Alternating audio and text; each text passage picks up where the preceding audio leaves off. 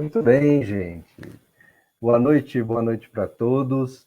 É com muito prazer que hoje eu recebo o Alcides Nogueira, esse amigo que a gente conversa tão bissexto, né, Alcides? A gente precisa conversar um pouco mais, com mais frequência, mas é um prazer receber você aqui para falar de um tema tão importante, né, para os dias de hoje, que está tão em voga, que é a questão da arte, a questão, né, de como a arte toca a gente e faz com que a gente, inclusive, passe esses períodos tão difíceis que a gente tem passado, né?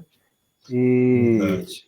já nesse início nosso de live, eu quero te convidar, porque não tem ninguém melhor para falar do que a gente mesmo sobre nós, né? Então, eu queria que você se apresentasse, depois a gente continua aqui. Eu quero contar um pouquinho de algumas coisas que você escreveu que me tocaram e me fizeram despertar para essa arte da escrita, que é a que eu gosto muito e que eu domino. Boa noite, Léo. Boa noite a todos que estão aqui. Bom, primeiro, eu me senti muito honrado com o seu convite, Léo. Muito feliz, muito honrado. E, e é verdade, a gente se fala de uma maneira muito pontual. A gente tem que começar a ser mais frequente nisso, né? Eu conheci o Leonardo em Belo Horizonte mesmo, foi lá, aí na sua terra. Exatamente. Exatamente, é. Eu me lembro, acho que foi na Bienal do Livro, não é isso? Isso, em Foi 2012, em 2012, é. eu tinha acabado de sair de O Astro. É verdade, eu tinha acabado de fazer o Astro, é. Que memória, hein? Às vezes eu me confundo com as coisas todas. Ah, Agora, sobre essa questão da arte, né, Léo? Bom, primeiro vou me apresentar. Bom, me chamo Cid Nogueira, como o Léo disse. Eu sou um dramaturgo, fundamentalmente um dramaturgo, e, na verdade, um teledramaturgo. Então, eu escrevi muita coisa para teatro. Não tenho sido tão presente na cena por conta de uma série de motivos, que depois a gente vai conversando sobre isso, mas fundamentalmente porque a TV acabou ocupando um espaço grande na minha vida, e uhum. desde que eu entrei para a televisão, que foi em 1984, colaborando com Walter Negrão em Livre para Voar, de lá para cá eu não parei mais. Eu O ano que escrevi eu muita coisa. nasci. Pois é, você vê? Você é um bebê e eu sou um velho, provecto. E aí não parei mais. Aí foi muita coisa que eu escrevi, foi muita coisa que eu vivi lá dentro da. Eu só posso falar de Globo, né? Porque eu nunca trabalhei em outra emissora. Na verdade, eu ouvi um produto meu que acabou sendo veiculado pela Manchete, mas que é a série Joana, que eu estava na série Joana com a Regina. Na verdade, isso daí começou para ser para a Globo. E aí houve aquela coisa comercial de sempre, né, que você não tem muito destino das coisas, e ela acabou sendo exibida pela Manchete e depois pela SBT. Mas eu continuei sempre dentro da Globo. Então, tudo que eu disser a respeito de televisão vai ser a minha experiência com relação à Rede Globo. Que, Uhum. aliás, é um lugar que eu gosto muito de trabalhar. Eu me sinto muito bem trabalhando na Globo. Eu não posso me queixar, por exemplo, de Sim. censura, de nada disso. Não há. Eu vivenciei um episódio de uma censura meio pesadona, mas na verdade eu estava meio na tabela disso. Foi na época do Salvador da Pátria, que está aqui agora, no Viva, né? Aliás, Uhum. bombando, Tô bombando. assistindo. Pois é, e é uma grande novela do Lauro, né? Eu acho que o Lauro estava. Maravilhosa. O Lauro estava com a mão santa mesmo, Tava né? inspirado, viu? Inspirado. E nesse momento, o Lauro teve lá alguns problemas com a Globo, por conta daquela coincidência, né? Associaram a figura do Sassá ao Lula, ou a figura do Lula ao Sassá. E era a eleição de 89, a eleição em que o Collor estava sendo patrocinado pela Rede Globo, na verdade, né? Sim, sim, sim. Então, quando houve esse tipo de coisa. Agora, mesmo isso, sabe, não foi tão pesado. Houve uma cobrança no sentido de que essa novela foi um sucesso. É uma das novelas da antiga faixa das 20 horas, né, hoje faixa das 21, mas é uma das novelas de maior audiência. E eu acabei pegando. O Lauro ficou doente, precisou ser operado, foi para o hospital, e eu acabei entrando, segurando a barra. O Daniel Filho me ligou, e as pessoas me chamam de Tid, né? O Daniel Filho me ligou e disse: Tid, você segura? Como é que você quer? Eu falei: seguro, claro, mas eu vou precisar de mais uma pessoa.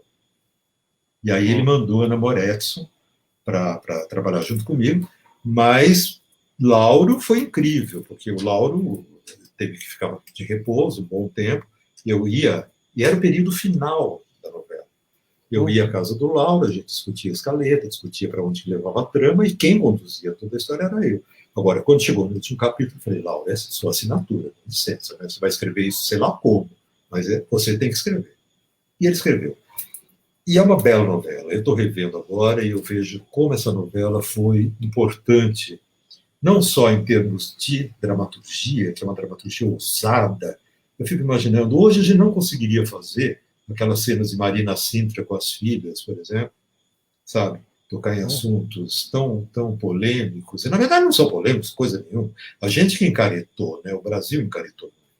Mas a novela foi importante nisso e também importante politicamente, porque ela retrata um momento do Brasil de uma efervescência política. Era a volta do Estado de Direito, né? Seriam as primeiras eleições que nós teríamos depois da ditadura. Então, é uma coisa complicada. Gente, mas eu avancei. Foi um período de histórias muito fortes nesse sentido, com um viés político forte, né? Salvador da Pátria, Vale Tudo, Vale o próprio Tudo, Rock Tieta. Santeiro um pouco antes, Tieta. Tieta, que Então, veio a seguir.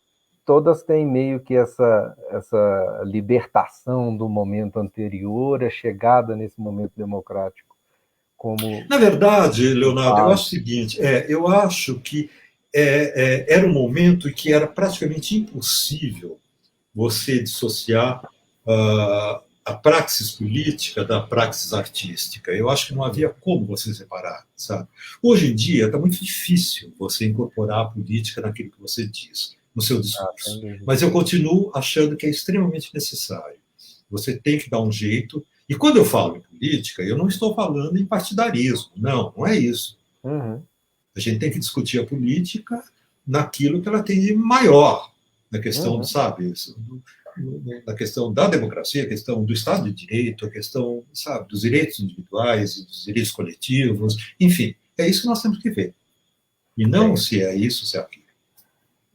Mas a arte e a política, elas se entremeiam. Elas não são a mesma coisa, mas elas se entremeiam. Uma se alimenta da outra e vice-versa também. Sem dúvida.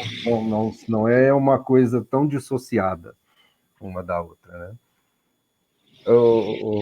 Tid, eu tenho uma novela que me despertou o prazer de buscar escrever. Eu sempre fui uma pessoa que gostava muito de coisas épicas, né? Coisas de época e tal.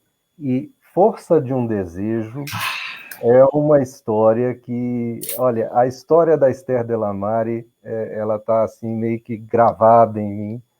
Toda vez que eu tenho a possibilidade de ver, rever qualquer coisa a respeito, é ali que eu começo a me entender e a entender, porque foi um período ali que foi também o período onde eu tomei a minha primeira recuperação na escola, e a única, que foi em português.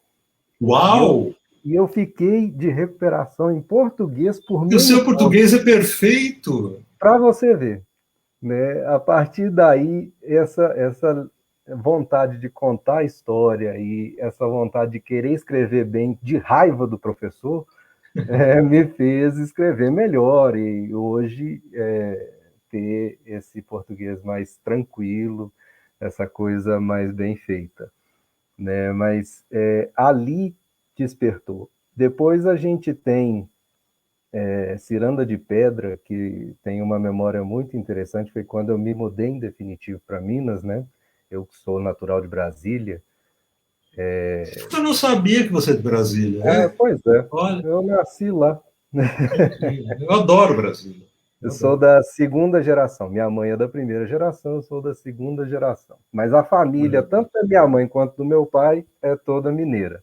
Sim. Então, é isso, é por aí. E em Ciranda de Pedra, eu tive, porque foi logo quando eu me mudei, em definitivo, para ficar com meus avós, e eles gostavam muito de assistir.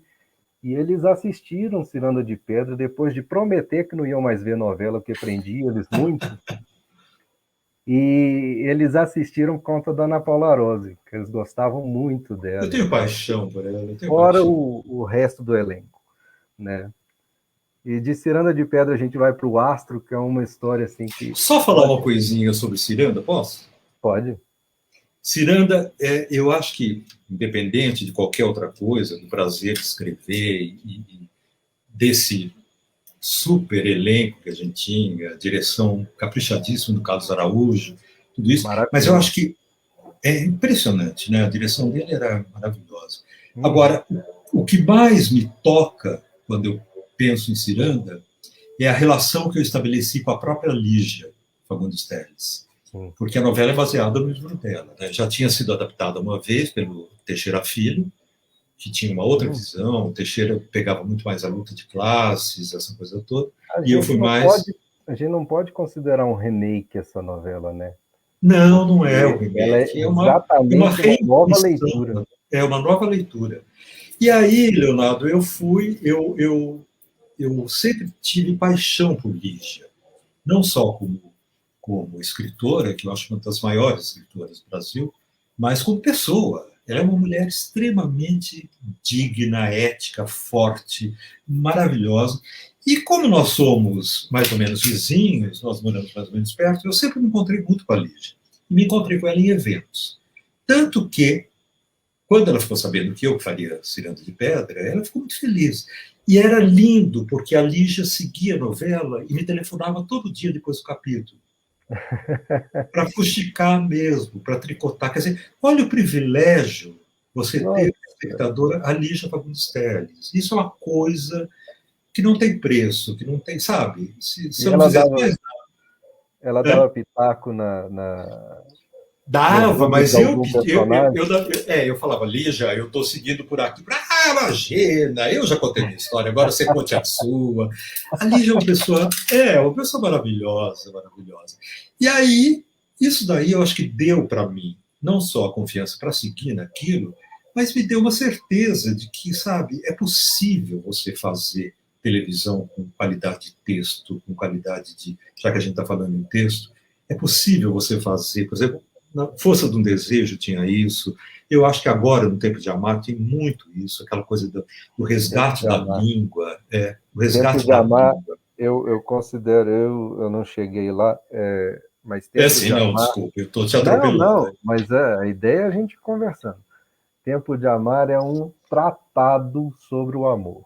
Tempo de Amar é uma das novelas mais lindas que eu já assisti, uma coisa assim, Opa, e que que eu bom. comecei achando a novela muito morosa. Eu comecei achando a história muito arrastada. Não é possível que o Tite está escrevendo desse jeito e tal. Aquela coisa bem portuguesa, bem dramática e tal, e que foi crescendo e crescendo. Olha, muito interessante. E foi intencional, viu, Leonardo? Porque quando eu comecei. Porque a história Bom, por onde eu vou? Você começou falando do astro. Você quer voltar para o Uhum. astro e depois do Tempo de Amar? Não, o Astro é uma história que muita gente já conhecia, muita gente gostava e eu não tinha visto, até porque, né, não tive, eu não sou tão velho, Não, você tava ainda em não é? planejamento. Pois é. E falava-se muito, como se fala muito de outras novelas da década de 70 e para trás, e que eu escuto minha mãe falar, minha avó falar, sabe, de novelas assim, e que eu mesmo não assisti, não tive a possibilidade. Alguma coisa no Viva agora a gente assiste, mas não é assim. Mas o Vou te Astro, contar um segredo. No Astro, nem eu tinha visto. você não tinha Eu visto não o Astro? assisti lá, não. Olha, E eu acho que foi isso que deu certo. Porque, bom, primeiro, à frente do projeto Astro, a gente uhum, tinha um cara que eu considero um dos grandes gênios da televisão brasileira, que é o Roberto Talma. O Talma era absolutamente maravilhoso. E o Talma queria, porque queria, criar o quarto horário da dramaturgia, que seria o horário das 11. Hoje, o horário das 11 está desativado, mas eu espero que volte, porque é um horário muito legal para você experimentar coisas, para você fazer umas É isso que eu você ia falar sente falta, né? Pois é. sobre o astro. O horário casou perfeitamente com a dinâmica da dramaturgia oferecida. Pois é. Aí aconteceu uma coisa maravilhosa, porque o Astro, o Talma, ligou para mim e para o Geraldo Carneiro. Eu sempre admirei muito o Geraldo. E propôs que a gente formasse uma dupla e chamou a gente para uma reunião no Rio. Bom, o Geraldo mora lá no Rio, eu fui para o Rio. Aí o Talma, com aquele jeitão dele, falou: é o seguinte, eu quero abrir esse horário das 23 horas e ter uma proposta para vocês. O que vocês acham de fazer um remake de O Astro? Eu fui o primeiro a falar. Falei, tal, é um tiro no escuro, porque a gente vai concorrer com uma novela que tem todo um histórico de sucesso, que tem uma memória afetiva imensa, e eu não vi. Eu não vi o Astro. Eu conheço a história, sei o que é, não sei o quê, mas eu não vi. O Geraldo falou, eu também não vi. Aí o Talma falou, mas é isso que eu quero. Eu acho que vocês têm que criar uma história. Ele falou, todos os remakes que foram feitos da Janete até hoje não deram muito certo. Eu quero que vocês façam, não um remake, eu quero que vocês inventem o astro que vocês imaginam, inventem a história que vocês têm na memória, que vocês ouviram falar, que vocês leram, sabe, o intervalo, o capricho na tele, sei lá, aquelas revistas todas. Como é que vocês têm essa memória? E nos deu liberdade total para criar o astro. Bom, Léo, foi uma coisa tão maravilhosa, e aí, né, eu tenho que ressaltar, porque eu acho que nós tivemos também o Tarcísio Lara Puiati e o Vitor de Oliveira, que foram duas pessoas que se juntaram à equipe de uma maneira tão grande, e Maurinho Mendonça como diretor. Eu acho que a gente formou um time que contava mesmo o astro, aquele astro que nós... Imagina, se eu e Geraldo não conhecíamos o astro, Tarcísio e Vitor muito menos. Sabe? Vitor é da sua geração. Sim. Tarcísio é um pouquinho mais velho, mas também não conhecia.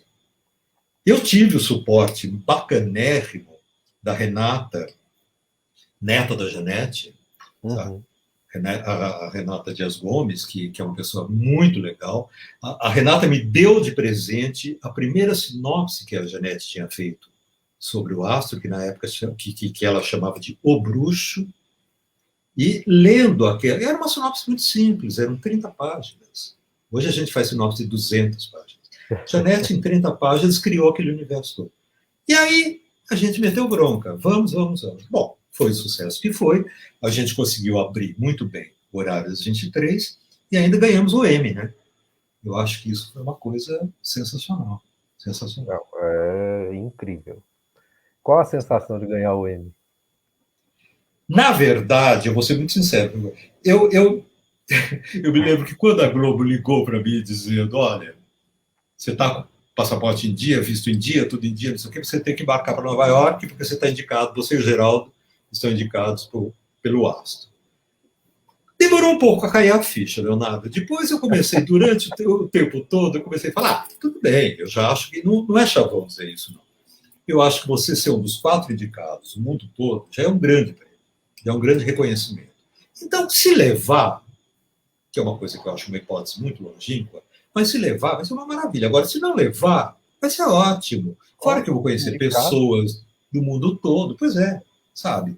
Tem aquela coisa de você ficar no mesmo hotel com pessoas interessantíssimas, eles fazem uns painéis, tudo isso. Agora, na hora que eles anunciaram que éramos nós, meu Deus, é uma sensação muito esquisita, sabe?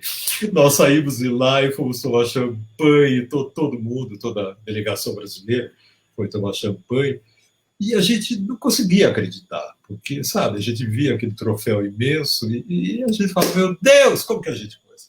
Porque a gente cresceu nessa cultura dos grandes prêmios, né? É o Oscar, é o Emmy, é o Grammy, é o Tony, sabe? Aqui no Brasil, o Molière, é a France, depois o Shell. Então, quando você vê isso, E o M tem essa escala internacional, né? Uhum. Foi muito louco, viu, Léo? Muito louco. Agora, É, eu fico muito feliz, eu fico muito feliz. é E uma acho que coisa. Eu não consigo imaginar a emoção disso, é porque muito você louco. trabalha e, para quem está nos vendo, né, escrever novela não é uma coisa simples e nós vamos entrar nisso, né? Então você trabalha 2, 3 anos num produto que vai ao ar de 6 a 9 meses e não é fácil. O Alcides, né, o Tide, quando está escrevendo novela e ele está preparando uma nova novela agora, ele se tranca nesse bunker dele em Sorocaba e pronto, né? Tem que dedicar mesmo. Eu falo Então, que eu sou quarentenado pela própria natureza. Eu nem senti muito o efeito da quarentena, porque eu já vivo, né? pois é, mas é muito por aí, é um exercício muito, muito pesado para aparecer tudo aquilo que aparece, né?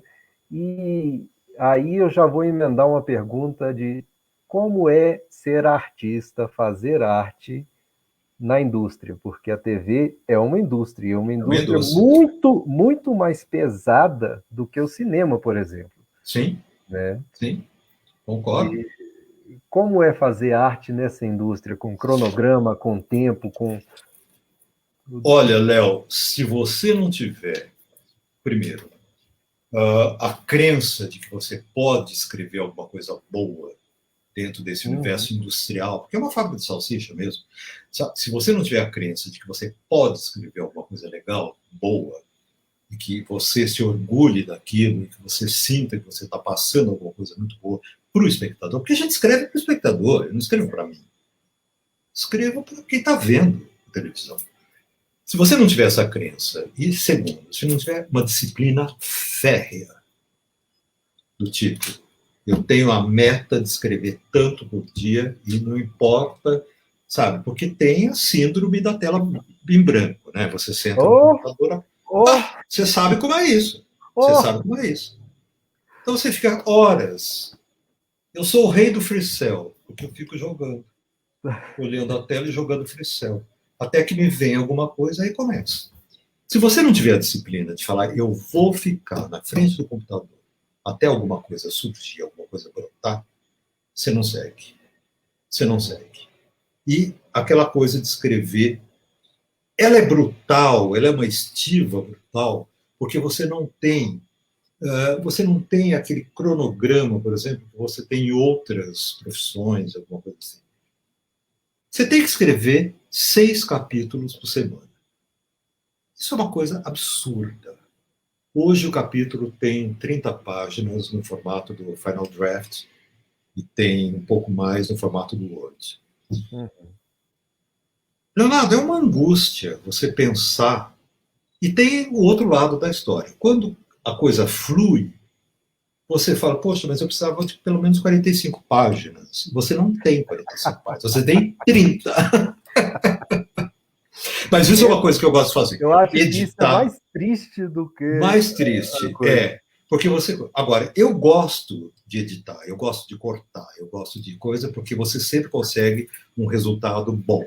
Agora, é muito difícil você cortar a própria obra, você sabe disso. Oh, Você sempre fala, mas isso aqui faz tanto sentido com aquilo. Não. Às vezes você tem que se colocar no olhar do espectador e falar, não, dá para fazer.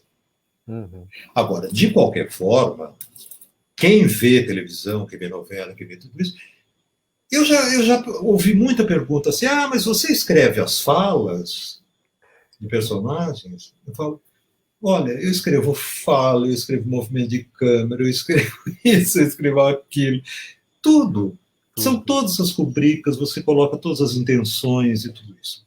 Diretor nem gosta muito, né? Porque diretor quer fazer do jeito dele. Eu Mas tive isso eu. uma vez, eu estava escrevendo uma peça, até não era para a TV, era para teatro, e eu colocando rúbrica, e colocando intenção e coisa, aí o rapaz que ele me dirigiu falou: olha, se eu não fosse seu amigo, nós íamos ter problema, porque esse negócio de ficar botando intenção, isso é o meu trabalho. E eu fico numa dúvida cruel, e um dia eu tive uma grande discussão no bom sentido, não foi briga, foi uma grande discussão que eu tive com Carlinhos Araújo. Uhum. Carlinhos dirigiu vários trabalhos meus, né? Ele já estava na equipe de Força do Desejo, que a direção era do Marcos Paulo, mas ele era um dos diretores assistentes, então lá atrás. Depois ele faz comigo Ciranda, de Pedra, depois ele faz comigo, não, antes, ele faz comigo Um Só Coração, Maria Adelaide e eu, que era a minissérie de 2004. Maravilhoso. Maravilhosa, eu adorava aquela minissérie. E o Carlinhos era o diretor, na verdade, o diretor. Na época existia o núcleo, né, na Globo. Então, o diretor de núcleo era o Manga. O diretor artístico era o Carlos Araújo. Que, na verdade, era o cara que segurava o piano mesmo, né? Ele que carregava o piano para poder realizar tudo isso. Depois, nós fomos fazer, quando eu e Mário Teixeira escrevemos I Love Paraisópolis, ele fez a direção do I Love Paraisópolis, que foi uma delícia trabalhar de novo com ele. E o Carlinhos é o tipo de diretor que sempre leu muito bem o avesso do texto. Mas um dia ele me falou isso. Ele falou: Tchê, se você continuar colocando tudo isso que você coloca na rubrica, a coisa vai ficar complicada. Eu falei: Carlinhos, você tem que entender que, na verdade, eu não faço isso para o diretor ou para o ator, eu faço isso para mim. Eu tenho uma necessidade muito grande de ver, de colocar na tela aquilo que eu fico imaginando que seja a cena, porque senão eu vou me perder. O meu discurso narrativo vai ficar pobre. Eu posso até tirar depois, se você quiser, mas na hora da criação, eu tenho necessidade disso. Agora, tem uma diferença, né? Eu acho que quando você coloca isso no teatro, as rubricas teatrais, elas têm muito mais peso do que para cinema, eu não sei. Só tive uma experiência de cinema. Mas para televisão, realmente o diretor é que sabe, até porque a gravação não é sequencial. A gravação vai por lote de cenário, lote de externo, lote disso, daquilo. Então, se você pensar bem, as indicações do autor realmente não fazem muito sentido. Na verdade, quem tem que ter o feeling de como armar todo aquele quebra-cabeça é o diretor, sim. Claro, acompanhado por sua equipe, por exemplo. A pessoa da continuidade é fundamental. Tá? O pessoal que faz toda a questão de som, de música, disso aqui, é gente que trabalha em conjunto. E é uma questão de saber harmonizar o set, né? Há diretores que não conseguem, mas há diretores que fazem isso lindamente, né? O Carlos Araújo faz isso lindamente, Jaiminho Monjardim faz isso lindamente, eles conseguem, sabe, orquestrar essas 300 e tantas pessoas que estão numa produção, né?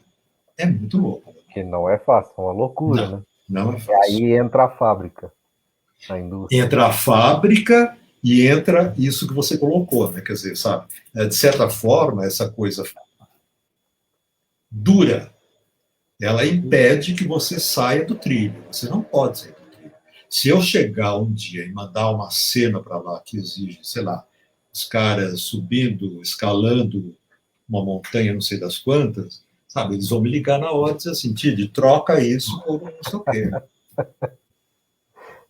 Eu lembro da minha primeira novela, que foi uma novela que hoje ela é cult, mas foi um fracasso, que era De Quina para a Lua, e eu coloquei uma cena que se passava no alto da Pedra da Gávea.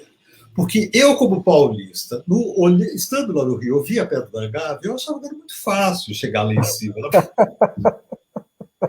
Aquilo deu perê-pepê, que foi uma coisa. O Atílio Ricó, que era o diretor, falava: eu não posso fazer isso. No fim, fez. Acabou fazendo? Acabou fazendo. Mas eu tive que negociar, eu tive que reduzir 10 externas, limar 10 externas e trocar por uma. Olha aí. E naquele tempo dava para você fazer externos. Hoje em dia, quer dizer, nem vamos falar da pandemia, vamos falar pré-pandemia. Léo, o Rio é uma cidade sitiada, né? Você hoje não consegue, sabe, sair com uma equipe grande para ir gravar. Você tem 1000 problemas. Você não tem só o problema de aqueles que a gente já tinha, como trânsito, como isso, como... Não. Você tem miliciano dando tiro, você tem, sabe, é muito complicado. Uhum. Então, a logística das externas mudou muito. Tanto que agora eles construíram aquele super estúdio. Uhum. O Amor de Mãe foi praticamente inteira gravada em estúdio. Que você tem a sensação da externa, mas não é. É o estúdio. Que é imenso. Porque realmente não tem como você sair com a equipe para fazer isso. E agora, com a pandemia, muito menos. Muito menos. É complicado, né? Você fazer. Tanto que tudo hoje está parado, né? E parado mesmo.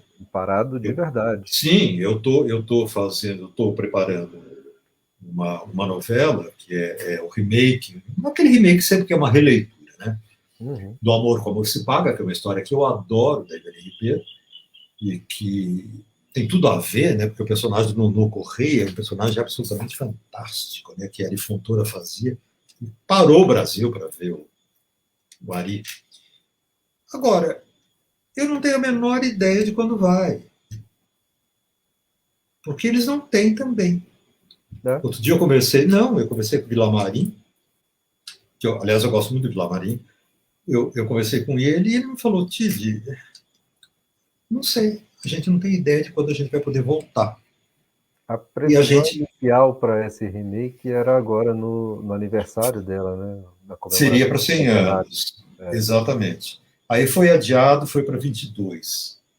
Eu acho, Leonardo, que vai para 23, porque não tem. Eles estão com um problema muito grande para poder gravar Nos Tempos do Imperador, que é uma novela lindíssima, mas é uma novela de época. Sim. É muito complicado se fazer aquilo. Então, vai, quer dizer, eles vão ter que eles estão gravando, né? Uhum. Só que a Tereza e o Masson já escreveram a novela inteira. Ela vai para o ar toda gravada já, né? Vai já toda gravada, que também é um problema sério, porque se der algum chabu, você não tem É, como, sabe? É meio exatamente. Tem que complicado, não continuar tem. passando. Tem que continuar. A Globo só teve uma experiência com relação à novela gravada, que foi uma novela chamada. Era dirigida pelo Erval Rossano. Uhum. Ah, meu Deus. Não vou me lembrar o nome agora. E era uma novela razoavelmente curta, eram 100 capítulos, que ele escreveu. Era uma atriz que tem o mesmo nome aliás, é uma autora que tem o mesmo nome da atriz, mas não são parentes nada, Regina Braga. E a Uhum. Regina escreveu os 100 capítulos, entregou a novela fechada para o Erval, o Erval dirigiu, e aconteceu isso que ele, sabe, chegou lá pelas tantas, a novela começou a dar problema de audiência e não tinha como mexer. Não tinha. Aí foi carregar o bonde até o final. Eu vou entrar hoje à tarde eu perguntei para uns amigos. Eu tenho duas perguntas interessantes para fazer sobre novela. A primeira é do André Almeida, que me pediu para te perguntar sobre a diferença, basicamente, sobre a diferença entre novela e série, porque ele é um consumidor voraz de séries, né? E acha que as novelas realmente elas se arrastam mais, elas Sim. falam mais de cotidiano e tal, enquanto a série ela tem um outro ritmo. É uma dinâmica diferente. Né? São dois produtos diferentes, né? Uhum. Mas vamos tentar falar um pouco disso. Eu acho o seguinte: boa noite, André. Aí vai uma tentativa de resposta para você. O brasileiro não tinha nenhum histórico e nenhum know-how de séries. Em compensação, eu acho que ninguém faz novela tão bem quanto o Brasil. Sim. É verdade. Agora, com o advento da série, principalmente quando ela começou na TV fechada, né, na TV a cabo, depois tudo, eu, por exemplo, consumo muita série também. A série tem aquilo, né? Como ela é muito mais compacta, ela tem a sua temporada de 10 episódios, depois vai para a segunda temporada, não sei o que e tal. Você consegue contar de uma forma muito mais ágil e melhor, sabe? O que pode ser. É uma linguagem totalmente diferente da novela. A novela não, a novela tem basicamente a teoria da repetição, você tem que repetir, o pessoal fica guardando. Você tem um problema, quem vê série, senta no sofá para ver a série. Quem vê televisão está chegando, está fazendo jantar, está cuidando do filho, está fazendo não sei o que. Tá. É muito diferente. Uhum. Existe uma comunicação diferente. Agora, o que está acontecendo hoje, que é uma coisa muito louca, é que, principalmente a Netflix, ela está tentando se apropriar de, assim, de facetas, vamos dizer, que são típicas da novela. Então, se você pegar algumas séries, essas séries, por exemplo, elas têm muito do folhetim, elas têm muito o Bridgerton, por exemplo, tem muito, que é folhetim puro. E outras séries que você, sabe, você percebe que a televisão está, perdão, que a série está buscando na novela algum elemento para contar esse tipo de coisa. Eu acho muito interessante, porque, na verdade, a novela também está indo beber na série para se tornar mais ágil. Eu acho que existe uma transfusão mútua aí sabe, de técnicas e tudo isso. Na verdade, eu acho que cada um é uma coisa. Não tem como você, por exemplo, falar, porque a série é isso, a novela é aquilo. Não. A novela se propõe a contar uma história desse jeito.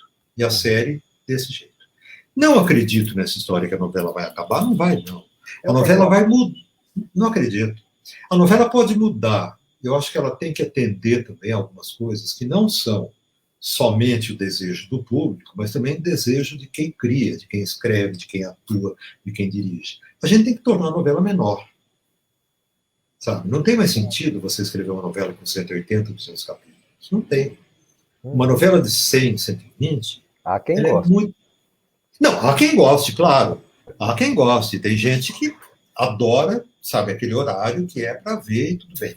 Mas é muito exaustivo. E fora isso, voltando à indústria, está ficando muito difícil escrever e coisa. Agora, ao mesmo tempo, Leonardo, existe uma coisa que na série eu não sei. Na série eu não sei como é esse esquema, porque eu nunca escrevi uma série. Então eu não sei. Mas a televisão, a novela, ela começa a se pagar em termos comerciais, propaganda, isso e aquilo, merchandising, ela começa a se pagar mais ou menos no capítulo 100. Sim. Até então, você está colocando dinheiro. E a partir do capítulo 100, você começa a receber. Quer dizer, a gente não, né? A Rede Globo começa a receber dinheiro. Então, se ela diminui muito, ela também perde essa questão comercial. E claro que ninguém escreve novela por bondade, ninguém escreve novela para fazer caridade. Não. A novela é um produto, é comercial. Assim como a série é. Sabe? Ela é diferente do teatro, inclusive nisso. Né? No teatro você se permite fazer experimentos muito mais radicais. A novela não. A novela você tem o foco nessa coisa do Ibope mesmo. Saber quanto deu, quanto não tá e tudo isso. Agora, voltando à pergunta do André, eu acho que, na verdade, a gente tem que aproveitar tudo, sabe? Eu acho que o autor de novela, ele tem que ver série, ele tem que ver cinema, ele tem que ver teatro, ele tem que ouvir música, ele tem que ler muita leitura, muita leitura, muita leitura. E aí ele vai, sabe, puxando isso para o baúzinho dele, onde ele vai montar a história. Sem isso não funciona. Sem isso não funciona. Sem dúvida. E eu tenho também uma pergunta da Maria José, né, que é uma senhora que eu espero que já esteja vacinada, inclusive. Né? Depois você me conta. Conta. É uma sensação de alívio. Pois é. Daqui de Caeté. E ela me perguntou, foi a primeira que respondeu meu chamado. Ela me perguntou por que nas novelas sempre prevalece a maldade? As maldades, na verdade, né? Dona Maria José, bom, espero também que a senhora seja vacinada. Eu já tomei a primeira dose, amanhã devo tomar a segunda dose, quer dizer, eu estou indo para lá, para o posto de saúde, feliz da vida, e espero.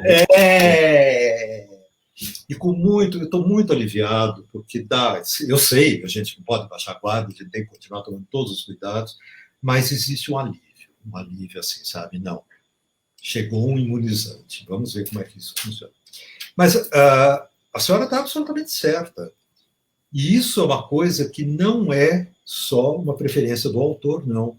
O público adora os vilões todos. O público adora a vilania. O público adora aquele sujeito, por exemplo, sei lá, veja o sucesso, por exemplo, de uma Carminha na Avenida Brasil.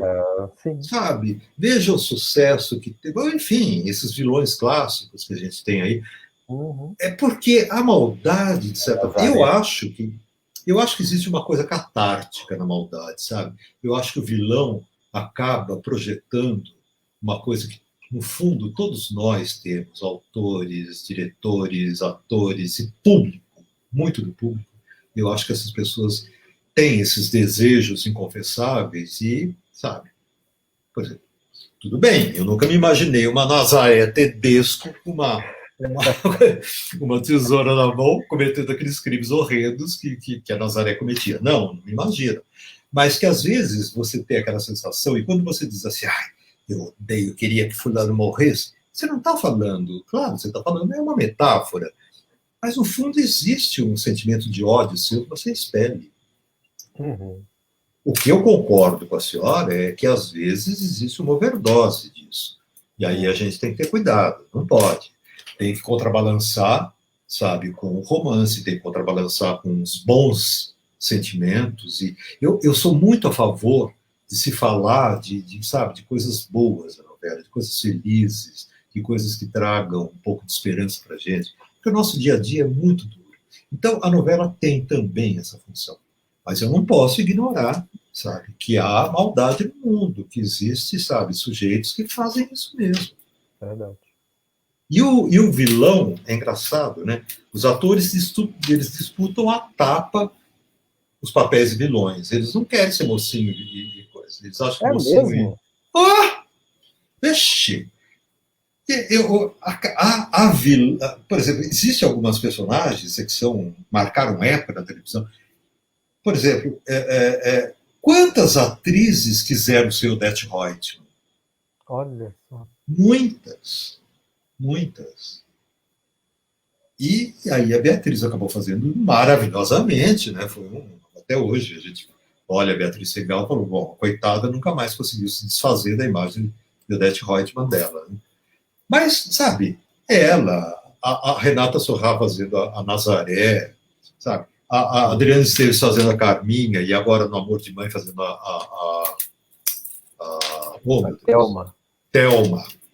A Thelma. E eu tinha muito medo de ver falava, vem aí Carminha 2, a missão. E não veio.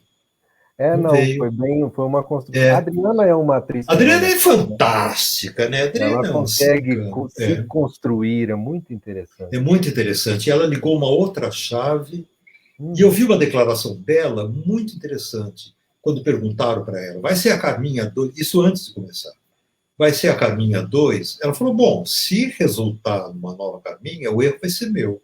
Porque eu estou trabalhando com uma outra criação, a criação da Manuela é totalmente diferente da criação do João Emanuel. Sabe, são personagens muito diferentes. Se eu seguir o mesmo batidão da Carminha, o erro vai ser meu. Agora, a Adriana é muito inteligente, ela é muito sagaz, ela é muito coisa. Ela foi e construiu uma Thelma. Tanto que aquela cena aqui, cá entre nós, eu acho uma cena meio estranha do Danilo, e lá no final da novela, ficar com a Thelma, tudo isso, depois de todas as maldades que essa mulher fez. Mas tem um sentido. Eu entendi aquela. Eu também entendi, porque, pô, ela criou esse cara. Ela criou. E acho que a Manuela foi muito honesta com ela mesma. Como ela, Manuela, sabe? Ela colocou isso de uma forma... E o Chay fez muito bem, porque, pô, fazer uma cena com a Adriana Esteves não é para qualquer um, né? Sabe? Não é para qualquer um. Eu trabalhei uma vez só com a Adriana, que foi em Torre de Babel. E foi uma maravilha, né? Uma maravilha. Ela fez... Que ela puxava a calcinha. Isso, e ela puxava a calcinha. Isso, sim. Era maravilhosa. A Adriana é gênia. Incrível. Deixa eu trazer uma pergunta que está no chat nosso aqui. Deixa eu ver se ela aparece. Da Tuna Dueck! Isso. Tuna Dueck é um dos grandes amores da minha vida. Olha que maravilha. Você escreveu minisséries com personagens reais em Um Só Coração e JK. Qual foi o maior desafio? Tuna, querida, que eu chamo de Habiba. Tuna, querida, você fez Um Só Coração. A Tuna fazia lindamente a Marinette Prado, Marinette Prado, que foi quem teve a ideia de fazer a Semana de Arte Moderna em São Paulo. A Tuna fazia, era uma francesa casada com Paulo Prado, uma mulher muito inteligente que bolou essa coisa. O grande desafio, Tuna, e depois ela fez no JK, ela fez uma prostituta, Olímpia Garcia, uma prostituta mineira, e que era também um personagem fortíssimo. Na verdade, Tuna, o que a gente tem, o maior desafio, não é a parte ficcional, né? Porque a parte ficcional você cria e vai embora. Mas como tanto o Só Coração quanto o JK, né? Adelaide e eu criamos ficção mesclada com realidade o tempo todo. Eu não posso ficcionar um JK, eu tenho que seguir o que o JK fez. Eu não posso ficcionar, sabe, Marinette Prado, ou Tarsila, ou Oswald de Andrade, ou Mário de Andrade. Não. Agora, o mais difícil nisso tudo é você conseguir esse ponto de equilíbrio entre a ficção e a realidade. E segundo, você está falando de pessoas, algumas vivas, outras mortas, mas existe uma coisa chamada herdeiro. Você tem que tomar muito cuidado. Muito cuidado. Por exemplo, no JK, nós tivemos um problema muito sério com uma. Todo o Brasil inteiro sabia que essa mulher era amante do JK. Aliás, todo mundo sabia que o JK era um grande. Qual a palavra correta, Leonardo, para usar? Mulherengo. Mulherengo, isso, fica elegante. Ele era mulherengo. Só que a gente não podia parar a história política para ficar contando, sabe, os amores do JK. Não. Então a gente resolveu juntar todo mundo numa personagem só que real, uma senhora muito linda, muito. Só que ela proibiu. Ela disse: eu não posso aparecer na minissérie. Eu não quero aparecer na minissérie. Tá bom. Aí eu e a Adelaide pensamos, e a gente criou um personagem fictício chamado Marisa, que era o personagem da Letícia Sabatella, que era a somatória de todas as mulheres da vida do JK. Uma mulher linda como a Letícia, cheia de coisa inteligente e sensível. E aí aconteceu que a minissérie foi um grande sucesso, e um dia nós recebemos um telefonema dessa senhora pedindo para colocar o nome. Mas agora não dá mais, a senhora proibiu. É muito bom. Lidar com o herdeiro é muito complicado, ou com pessoas vivas. Eu penso que quando você faz um apanhado, uma ficção a partir da história, por exemplo, com o Novo Mundo ou nos tempos do Imperador, que né, já tem muito tempo, né, e as pessoas já não estão mais vivas, é muito diferente de você fazer, e muito menos desafiador do que você fazer com personagens que estão vivos, como é o caso de The Crown, por exemplo, que Exatamente. a família real dá Felipe a cada episódio da série. A cada episódio, é muito louco isso. Então, você sabe que aqui em São Paulo... Não, é uma loucura. Aqui em São Paulo, eu moro num prédio que é literalmente dividido entre os... Há muitos moradores que são Penteado e Silva Teles, e há muitos moradores que são Matarazzo. Então, que são as duas grandes histórias de um só coração, Titilo e Yolanda Penteado. Sim. Então era muito louco, porque ao mesmo tempo que me facilitava muito a pesquisa, eu interfonava para uma das pessoas e falava assim, por exemplo, vou contar, não tem nada a falar o nome, Isabel Silva Teles, por exemplo, que é sobrinha do Gofredo, sobrinho da Lígia, e sobrinho, bom, enfim, e sobrinha da Yolanda.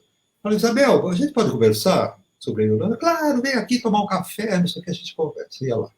Ligava para Maria Tereza Matarazzo e falava, Pupa, vamos conversar sobre Titilo? Vamos, claro, vem aqui. Tudo bem, mas ao mesmo tempo eu tenho que ter o respeito por essas pessoas e não ultrapassar o limite daquilo que é verdadeiro. Eu não posso, de repente, inventar alguma coisa que pese e que suje a biografia da Yolanda, ou do Titilo, ou do Oswald. Você não imagina como foi complicado para a gente, por exemplo, contar. Eu e a Adelaide demos um nó em pintar, mas aí os herdeiros aceitaram. Como foi difícil a gente contar todo aquele bullying que o Oswald fez em cima do Mário de Andrade por conta da homossexualidade do Mário. Que o Mário, coitadinho, segurou aquilo durante a vida toda, sofreu com isso, porque ele nunca saiu do armário, né? E era uma coisa complicada.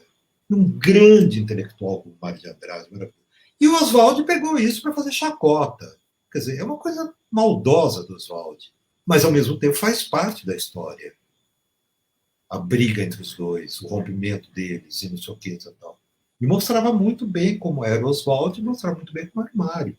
A gente tinha que contar isso, que é aquela história do Cabo Rosinha. E aí demos um jeito de contar isso de uma maneira mais ou menos delicada. Agora, é diferente, por exemplo, quando você coloca isso só na ficção, com personagens que eu crio, que eu faço, que não sei o que e tal. Na Força do Desejo, tinha lá todo aquele bordel que a Malu Mader tinha, ela, Luiz Cardoso, aquele povo todo, Giovanna Antonelli, todo mundo. Eu podia fazer o que eu bem entendesse, porque, sabe, a Malu Mader foi uma semana prostituta, na segunda semana ela virou baronesa. Então, quer dizer, tudo bem. Agora, eu não posso fazer isso com personagens vivos, ou que não sejam personagens reais. Né? É verdade.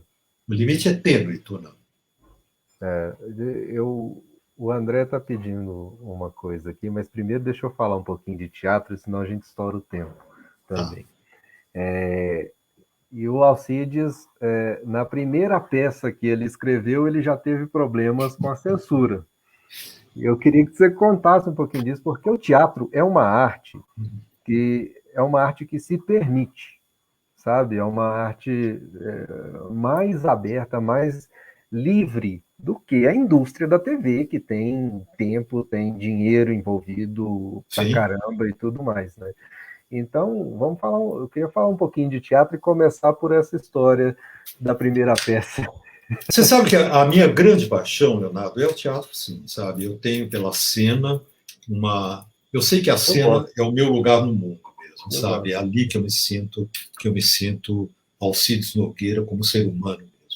Claro, eu adoro televisão, não escreveria para televisão se eu não gostasse, eu acho que não tem sentido nenhum você fazer alguma coisa. Gosto da televisão, e faz algum tempo já que eu não escrevo uma peça, mas eu vou voltar. E eu comecei, como você falou, quer dizer, eu sou egresso do teatro amador, fazia parte de um grupo de teatro amador durante meu colégio, aquela coisa toda, e depois eu vim para São Paulo, né? Eu sou de Botucatu, vim para São Paulo, e aí eu já tinha uma amizade muito grande com o Márcio Aurélio, que também veio do interior para cá, veio de Piraju, veio para cá, é toda uma geração que veio, Paulo Betti, enfim, muita gente. E aí eu escrevo meu primeiro texto para ser lançado profissionalmente, que era A Farsa da Noiva Bombardeada. O Cida Moreira fazendo a noiva, com o Guilherme Marbach, que fez Macunaíma depois, fazia o Jacó, o noivo dela, o Miguel Magno, maravilhoso, né, um grande ator, fez muita coisa na televisão também, enfim, era um elenco maravilhoso e a gente foi, só que eu começava a peça com o final do Casamento dos Pequenos Burgueses do Brecht. Onde o Brecht terminava a peça, eu seguia. O Brecht termina com o casamento. Eu pegava, a partir do casamento, fazia a lua de mel deles e colocava a lua de mel em Santiago do Chile, durante o bombardeio do Palácio de La Moneda, em 77, aquela coisa, Allende se matando e não sei o que, etc. Era aí que a peça começava. Um mês depois, eu recebo um telegrama que eu fiquei muito magoado, porque assim, nem me chamaram, outras vezes eu tive que discutir, mas nem me chamaram para conversar a respeito. O telegrama dizia: proibido em todo o território nacional, Armando Falcão, ministro. Não, Léo, é um trauma.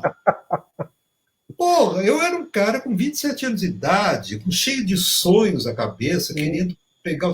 E de repente leva essa porrada. Mas você sabe que isso não me fez desistir. Isso foi em 1977, auge da ditadura.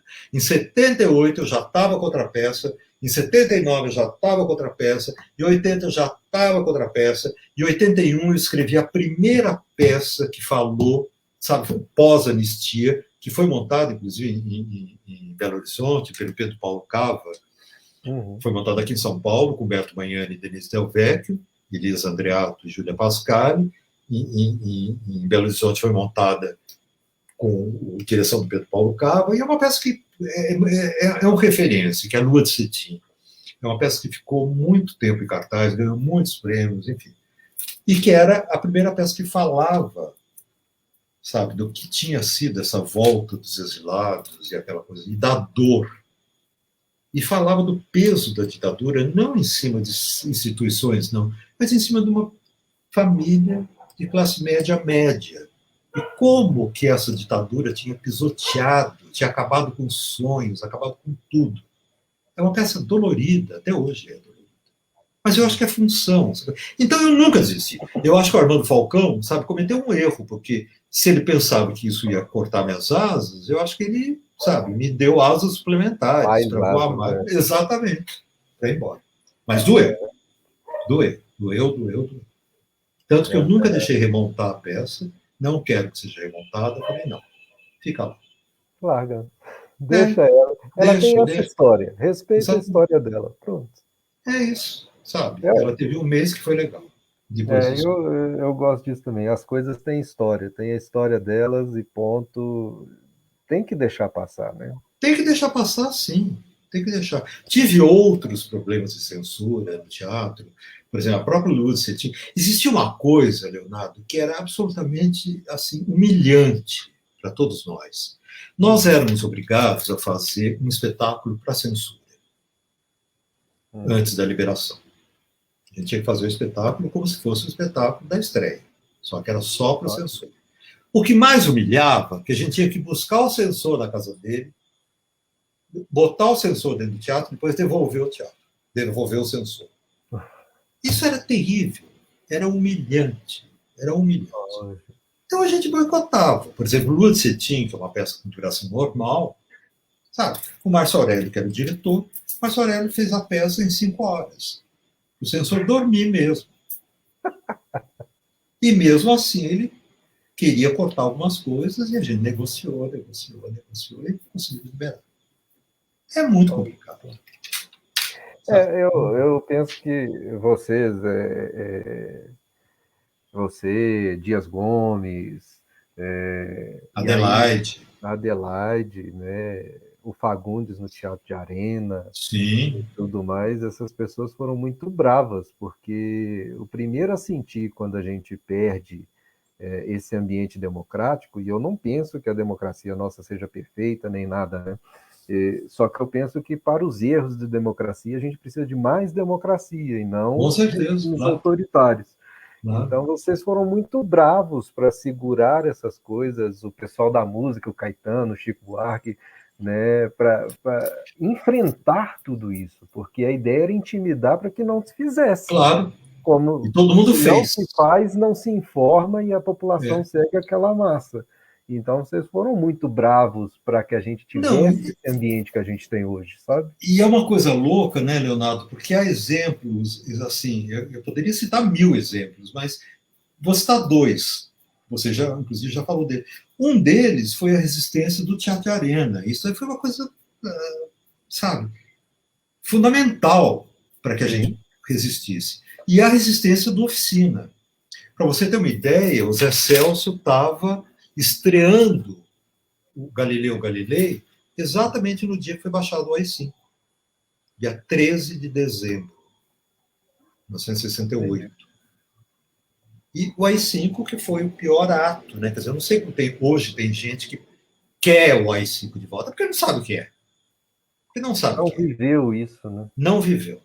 E o Zé Celso foi de uma coragem incrível, porque o Zé estava lá no palco, sabe? Resistindo com Bertolt Brecht, com Galileu Galilei, Uhum. que hoje em dia é oportuníssimo, né? Porque é a vitória da ciência contra o negacionismo. Né?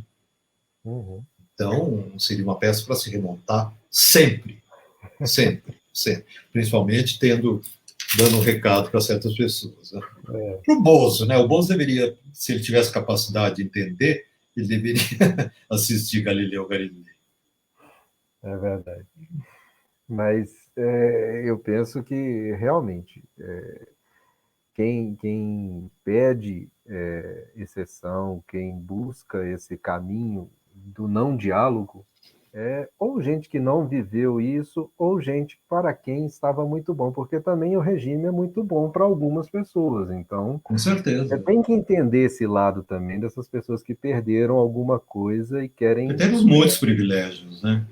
retomá-los, né? Exatamente. Mas Exatamente. deixa eu voltar aqui no André, vou até botar aqui na live. Ó, pede a ele para contar uma história que mais marcou os bastidores. O pessoal adora bastidor, né? André, você quer um bom fuxico, né, André? Ei, meu Deus do céu. E deixa eu Olha, tem. emendar, antes de você responder, André, deixa eu emendar um comentário do Antônio Quintela. Luiz Quintela. Ô, Tonico! O Antônio é o meu braço direito, meu braço esquerdo. Tudo. O Antônio Olha, trabalha comigo já há, sabe, há milhões de anos. é, O Antônio, acho que é quem melhor conhece toda a minha trajetória, de coisa, que está aqui dia a dia e tudo isso. Tonico! ele tá igual a eu, ele amou o Tempo de Amar. O Tempo de Amar Ele é uma, acompanha. Tempo de Amar é uma história que mexeu tanto, mexe ainda, né? Quando a gente lembra e tal. Quando você matou o personagem do Bruno Cabrerizo, Foi um aquilo auê. doeu tanto. Eu falei, não é possível um negócio desse, que absurdo. Eu tô chegando no final da novela, a menina que. Mas Era novela é muito interessante. louco, né? Mas novela tem que ser isso, né? Você tem que Pois ter é. uns ganchos, as E reviravoltas. deixa eu colocar o Nicola Peluso também, que é Que também ator, está querendo mora em São bastidores e Paulo. segredo. Não, bastidor é segredo. Tem coisa que não pode contar de E bastidor. não pode mesmo, porque Não eu é? acho que é aquilo, né? O que acontece na TV fica na TV. Não, você não pode. Se você coloca os bastidores. Porque, primeiro, aí respondendo a pergunta do André, e já misturando com a pergunta do Peluso também, a gente não pode esquecer que o set de gravação é um ambiente muito tenso. Sempre é um ambiente muito tenso. É um ambiente onde os atores e atrizes vão para lá, já com a pressão do horário, com a pressão de ter a cena pronta, com a pressão do diretor que cobra isso, a pressão da maquiagem, a pressão disso, a pressão daquilo. O tempo, porque você tem que cumprir aquele roteiro diário de gravações. Então as pessoas ficam muito estressadas mesmo. Então existe. Por exemplo, tem uma coisa que eu acho muito divertida, mas que não tem nada de divertido, uma cena de Ciranda de Pedra, me lembro bem disso, um bastidor de Ciranda de Pedra, era uma parte da novela em que a Ana Paula Arósio tinha voltado a ser internada com distúrbios de comportamento, aquela coisa toda, e a Frau Herta, que era a Ana Beatriz Nogueira, monstro de atriz, né, maravilhosa, a Ana Beatriz ia lá fazer maldade dentro do hospital. E ficou aquela coisa, tudo isso aqui, e era uma cena em que, na escrita, eu pedi uma reação forte da Laura Toledo, que era a personagem da Ana Paula. Ela não teve dúvida, ela entendeu que reação forte tinha que ser uma reação forte mesmo. Ela pegou uma bandeja que estava ali e mandou ver a cabeça Nossa. da Ana Beatriz, que abriu uma coisa que, claro, parou tudo e tudo bem. Não. Porque a Ana Paula tem isso, que é uma coisa. Eu acho uma coisa sensacional. A Ana Paula é uma atriz que joga muito com aquele instinto dela. A Ana Paula tem 90% de instinto e 10% de técnica. Ela vai com a emoção à flor da pele. E é por isso que ela é tão maravilhosa. Uhum. Agora, tem essas coisas, né? De repente ela bate na outra lá coisa. E na mesma novela Nacional de Pedra também houve um acidente, porque tudo isso é acidente, coitadinha. Imagina. Também houve um acidente com a Ana Paula, né, que fazia com. Eu não me lembro exatamente com quem foi, mas também foi com outro ator, um outro personagem, em que ela tinha que ter uma reação e também pegou lá uma barra de ferro e aconteceu alguma coisa assim. Aí Então, deixa, esse sujeito. Pois deixa eu é. colocar uma aqui, que é do Vinícius, meu marido querido, que mas a Frau era o demônio. Era o demônio. Vinícius, era o demônio, sim. Era o demônio. Ai, ai. Nas duas. Não, olha, nas duas versões, tanto na versão do Teixeira quanto na minha, e no livro da Lígia, né, que é onde todos nós fomos beber, a Frau Herta era mesmo demônio. Ela tinha aquela coisa da paixão pelo patrão, e ela era apaixonada pelo Natércio Prado, né, que era o marido da Laura Toledo, e ela fazia as piores maldades, né, ela fazia mesmo. E é por isso que eu digo, né, por exemplo, na primeira versão, quem fez a Frau Herta fez de uma outra maneira, um pouco mais doce, um pouco. Ana Beatriz não, Ana Beatriz era o demônio mesmo. Ela ia lá e. A Ana Beatriz encarna personagens fortes com uma destreza. Não é à toa que essa mulher ganhou Berlim, né? Porque realmente é o máximo, né? Ana Beatriz ela é incrível. É uma das grandes atrizes que nós temos aí. Sabe? Quero muito voltar a trabalhar com ela. Ah, vai ser uma aquisição em tanto. Quero muito. Não é? Matilde, história ou personagem? O que é que vem primeiro? Para você. Eu acho que personagem. Empatamos. Você também? Eu acho que personagem. E olha, Leonardo, uma coisa que eu aprendi, isso eu aprendi com o teatro. Se eu não tiver um bom personagem, eu não tenho uma boa história. A história nasce do personagem. Eu concordo. Não é? Concordo. Então, por exemplo, eu vou pegar o exemplo agora que nem é meu, é da Ivani Ribeiro. A Ivani construiu esse personagem que é o Nonô Correia, que é um avarento. Ela foi beber mulher, né? Ela pegou o avarento de mulher e transformou no Nonô Correia. Que é um cara que economiza o tempo todo, o cara é muito rico, cara, enfim, é tudo isso, mas é um pão duro, ele é mão de vaca, ele é um cara que não abre a mão nem para cumprimentar e tudo isso. Com esse personagem, a Ivani conseguiu criar uma teia de tramas absolutamente geniais. Isso eu posso falar com toda a isenção, porque eu estou mexendo nas tramas da Ivani. Uhum. E esse personagem não tem o que mexer. O Nonô é um grande personagem. Vamos para o Astro. O personagem do Herculano Quintanilha. O cara que era, sabe, fazia todas aquelas maracutaias dele e que vai subindo até chegar à família Rayala. É sensacional, porque é um Rasputin. É um Rasputin. Ele consegue chegar ao núcleo do poder graças a, sabe, ao ilusionismo que ele cria. Uhum. Então, eu acho que quando você tem personagem estofado, você conta a história. Você conta a história. Tempo de Amar. Tempo de Amar, o personagem, por exemplo, eu adorava o personagem da Maria Vitória, que era feito pela Vitória Estrada, aquele amor dela com o Bruno Cabrerizo e depois com o Vicente, que era o Bruno Ferrari. A Maria Vitória era uma mulher muito forte. Ela era uma heroína. As cenas dela com Tony Ramos eram deslumbrantes. Nossa senhora, gente. Sabe? Ou com Celeste Hermínia, que era personagem da Sabatella. Não, a Sabatella era fantástica, que era a Delfina, né? Era Delfina, isso. Delfina, Não, Marisa Hort. Marisa Hort que fazia. Sim, que era a mãe biológica, né, da coisa. Marisa Hort fazia. As cenas dela de ternura, de descoberta, de tudo isso, eram coisas fantásticas. Então, quando você tem. Eu tenho que falar que a Marisa Hort foi um prazer assisti-la num ambiente tão diferente do humor. Né? Aquela história, né? Colou o estigma da Magda na Marisa Hort para tirar isso. Exatamente. E a Marisa é uma grande atriz. E a minha sorte foi que eu conheci a Marisa muito antes, no teatro. E eu vi grandes espetáculos com a Marisa. Sabe? Eu me lembro, há pouco tempo, a gente começou a falar sobre a questão de teatro.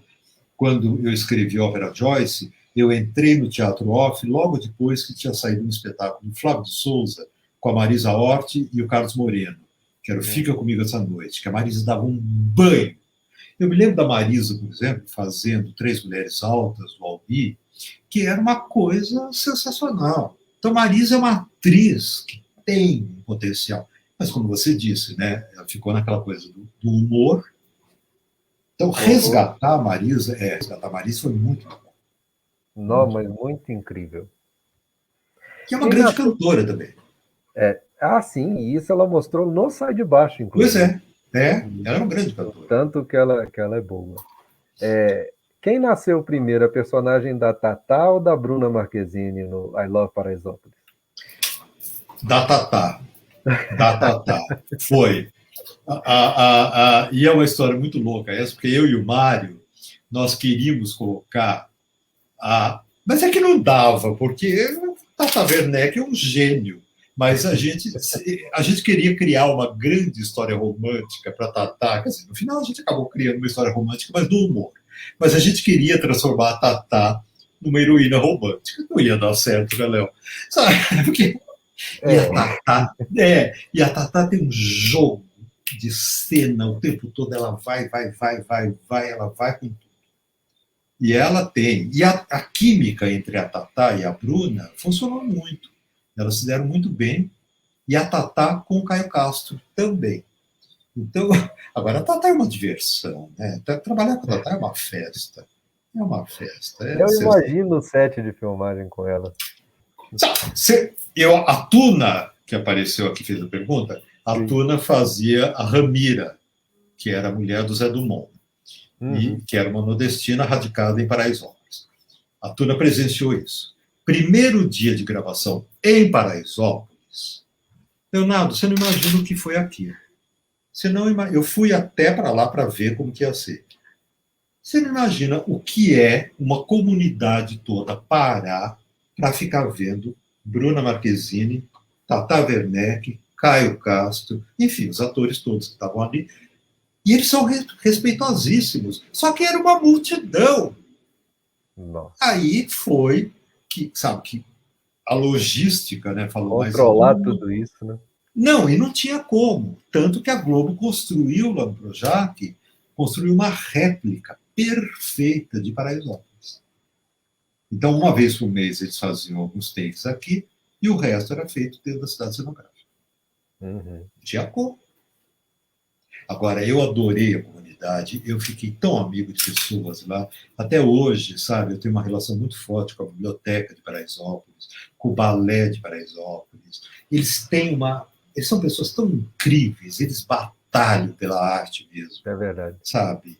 Batalham pela arte, é uma coisa muito, muito incrível. É muito interessante ver um bairro apresentado da forma como foi apresentado, tendo uma história que, lógico, é uma ficção e tudo mais, mas a ambientação se dá perfeitamente ali, né? E tudo foi muito, muito, muito bacana.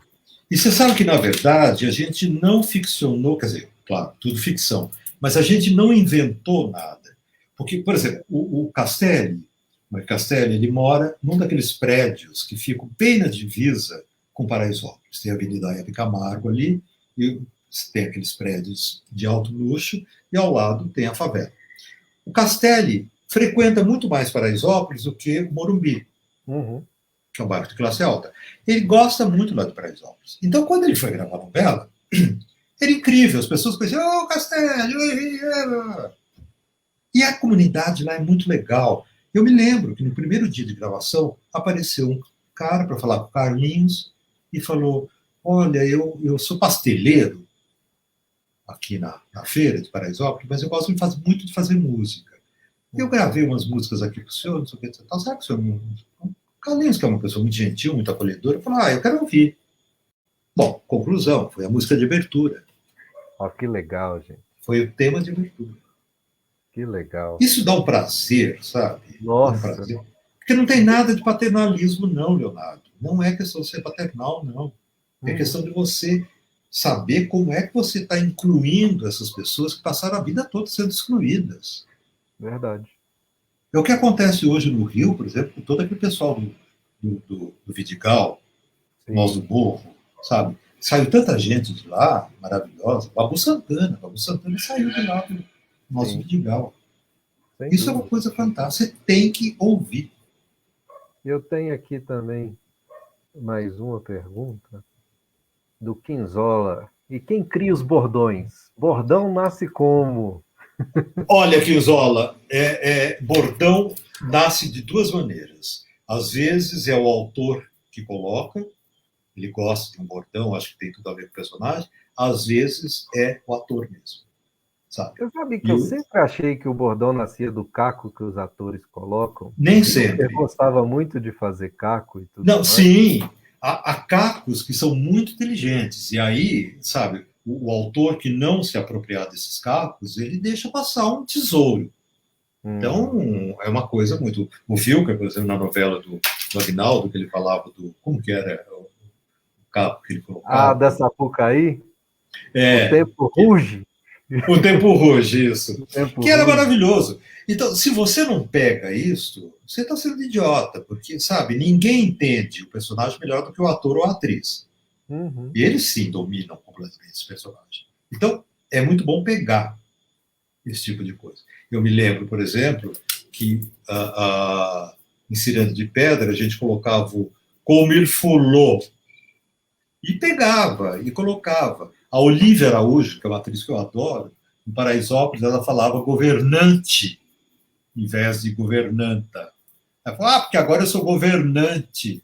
E era uma coisa divertida. Se você não coloca isso, agora, às vezes é o autor quem aproveita e coloca alguma coisinha.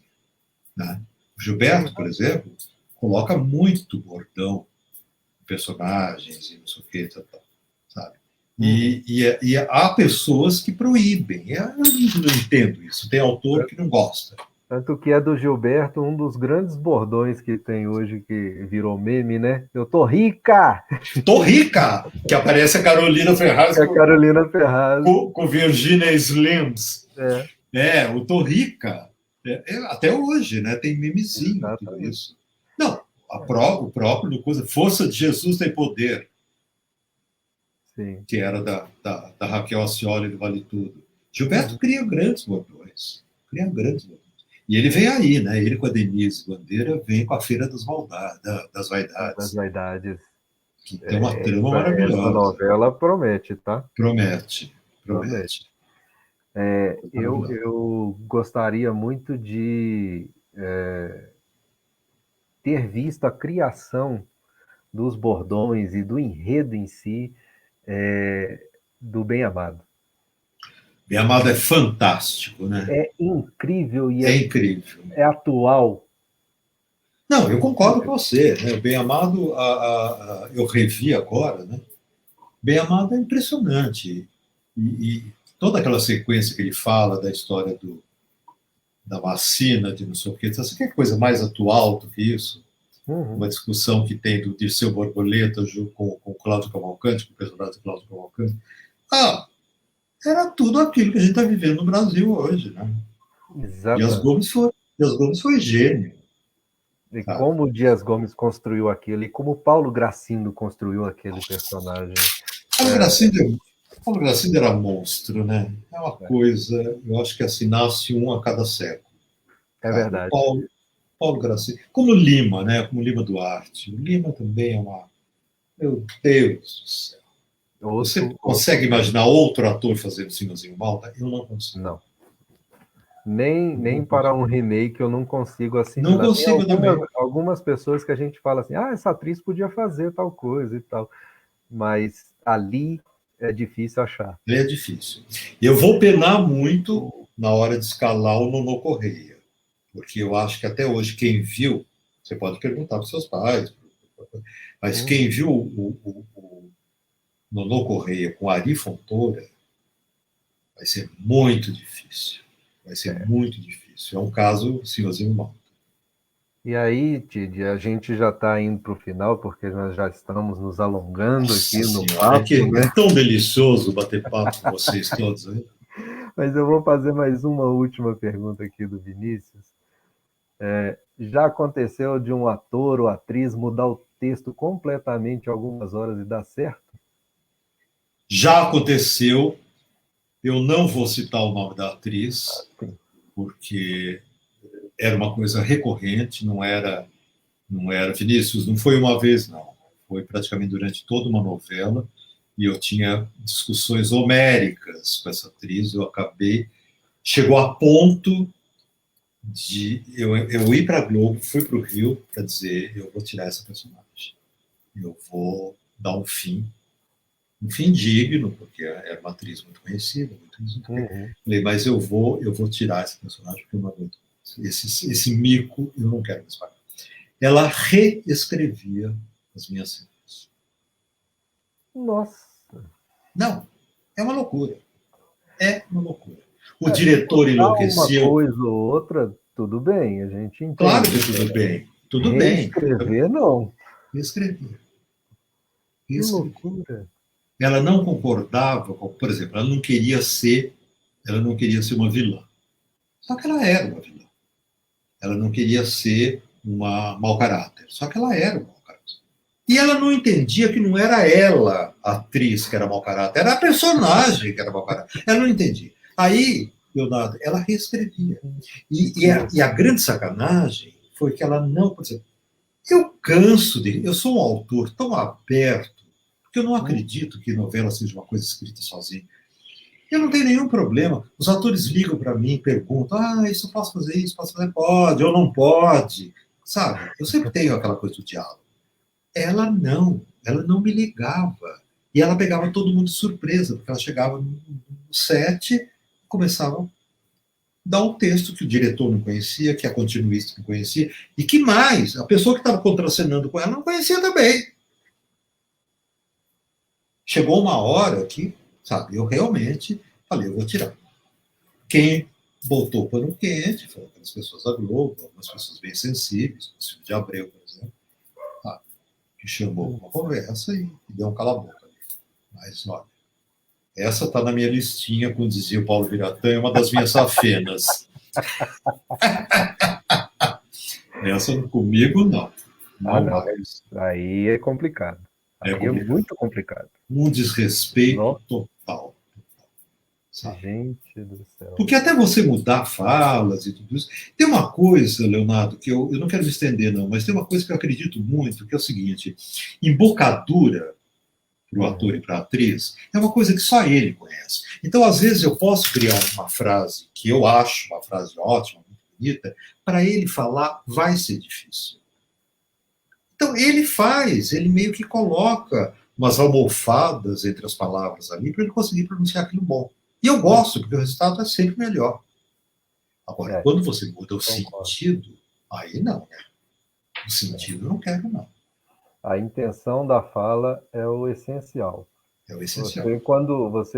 Isso eu falo porque eu escrevo e construo. Sim, você sabe disso. Quando a gente constrói um universo, a gente quer passar aquele sentimento naquela cena com a coisa. É lógico que a produção ela não é só nossa, ela é construída com a visão do diretor, com a visão do ator que constrói o personagem também, mas existe uma questão de intenção, de quando aquilo foi concebido. Então, o respeito a essa intenção tem que ter, pelo menos. Eu não sei como você se sente, mas eu me sinto violado. Eu não gosto muito, não. Eu também não. E tem uma coisa que eu fico muito bravo, porque às vezes a pessoa não tem noção do quanto é difícil você achar a palavra certa, a frase certa. Sabe? É muito difícil. Você às vezes batalha para conseguir escrever uma frase bacana, boa, que passe aquilo que você está querendo. Exatamente. E aí a outra pessoa... As pessoas não sabem o que a gente passa na hora de escrever também. Não.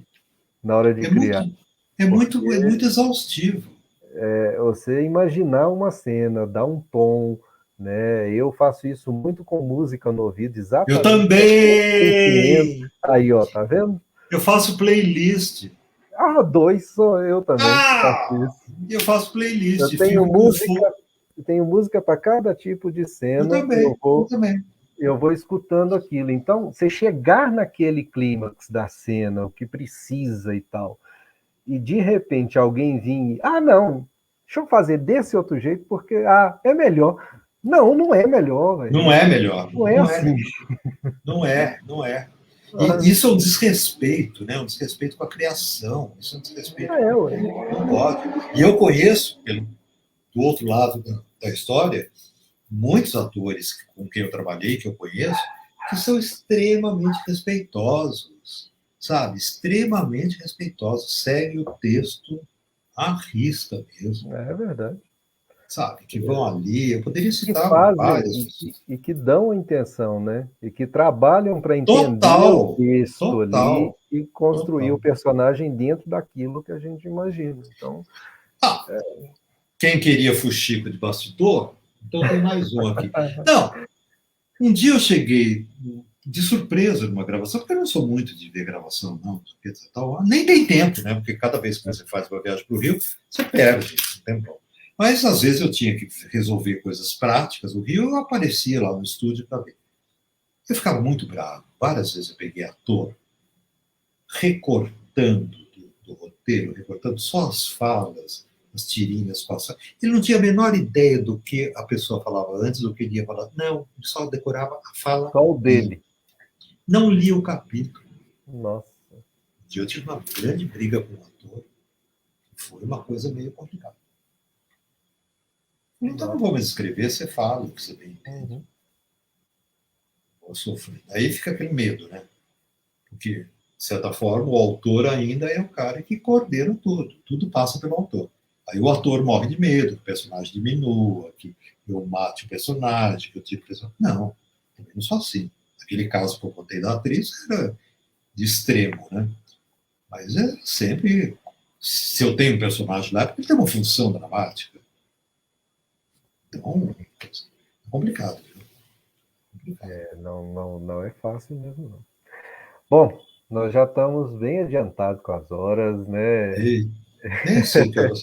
Nossa, já quase 9h30. Quase nove e Estamos a 1 hora meia. e meia aqui. Pois é, começamos às 8 com bons britânicos. Bons britânicos e bons mineiros, né? Porque você, como mineiro, e eu também, como a família da minha mãe também é mineira, então, meu filho, sou café com leite, Pois é, rapaz. paulista e mineiro. É que Ok. foi muito gostoso, Léo. Foi Eu muito gostei bom também. participar. Gostei Sabe, você também. é ótimo, as pessoas que entraram todos aqui, Obrigado. sempre enriquecendo essa conversa. Conversa, se não é bem levada, pode ficar uma chatice, né? É Mas você verdade. leva muito bem. Você leva É muito bem. verdade. Tem pessoas que tiram leite de pedra em entrevistas porque o entrevistado realmente é complicado. É. Mas foi um prazer conversar Foi com você, uma delícia, Léo. comemorar o Dia da Arte com Eu fiquei você. tão emocionado quando você me contou que a live seria exatamente no Dia Internacional da Arte. Eu falei, Dia Mundial da Arte. Eu falei, meu Deus, que bonito isso, Eu né? tenho Isso, contar para vocês. Eu convidei o Tid, né? Vamos fazer uma live e tal. Esse tempo de pandemia a gente fica meio com vontade de conversar pra caramba. Então vamos fazer uma live, vamos falar um pouquinho de arte ali. Vamos, isso foi no início de nossa, março.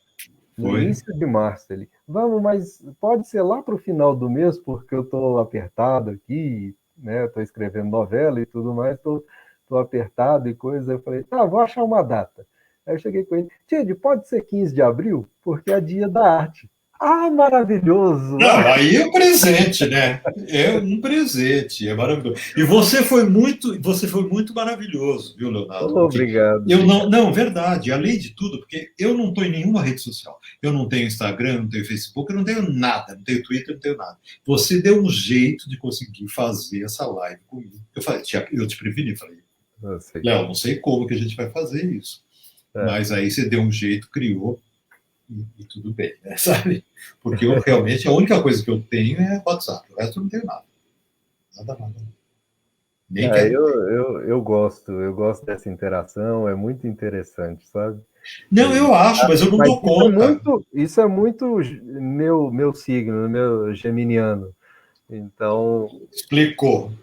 ficar nessa coisa toda de todas as redes sociais, estar presente, estar participando e conversando, vontade de conversar é o que não me falta. Isso é geminiano. Eu, como bom escorpiniano, já sou o oposto.